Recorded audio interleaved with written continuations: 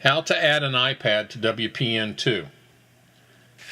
Select the App Store icon to locate the WPN2 app. Select Search and type in 64 seconds. Select 64 seconds. Download WPN2.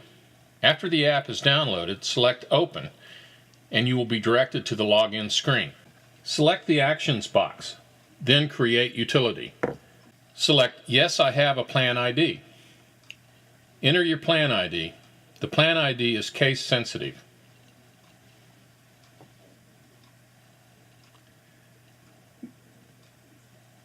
Then enter the plan token. Now enter your password of choice. It must be at least 6 characters, and then confirm the password. Select Sign In and you will be directed back to the login screen. The plan's administrator's login is automatically entered. Enter the password just created for this iPad and select Login.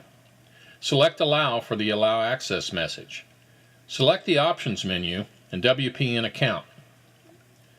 When Start WPN Sync turns blue, select Start WPN Sync.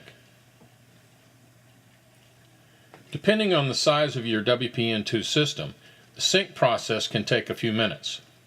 Note the blue circle with the house icon in the center of the screen. This is the facility icon. Selecting the facility icon after WPN is synced will allow you to set up a new user for this iPad. After the sync is successful, select Cancel. You will notice all of the system assets are now present on the app. We'll zoom in so that you can see the assets a little better. If you are also using WaterPoint network leak detection equipment with your WPN2 system, you will need to select the Options button, Recordings, and Start Sync to import your PLD and LNC data. To get a better view of the system, select View, Map, then Hybrid. The new iPad is now operational.